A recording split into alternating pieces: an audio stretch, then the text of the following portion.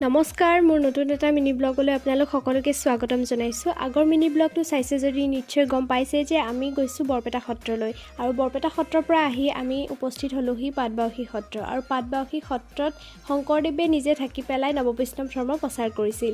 এই সত্ৰত মহাপুৰুষ শ্ৰীমন্ত শংকৰদেৱৰ ভৰিৰ পদচিহ্ন থকা এটা শিল আছে। শংকৰদেৱৰ পদচিহ্নটো সেই শিলটোতে আছিল। সত্ৰাধিকাৰে আমাক তাকেই বুজাই গৈ আছিল। এয়াই হৈছে শ্ৰীমন্ত শংকৰদেৱৰ দ্বিতীয় পত্নী কালিন্দী আইৰ বিচনাভাগ। এইটো হৈছে কালিন্দী আইয়ে ব্যৱহাৰ কৰা কুঁৱাটো। এই সত্ৰতে আছে মহাপুৰুষ শ্ৰীমন্ত শংকৰদেৱে গা ধুবৰ বাবে ব্যৱহাৰ কৰা শিলাখণ্ডটো। এই সত্ৰত এটা সংগ্ৰহালয় আছে য'ত মহাপুৰুষৰ দিনৰে বিভিন্ন ধৰণৰ আচবাব সা সামগ্ৰীসমূহ তাত সংৰক্ষণ কৰা হৈছে।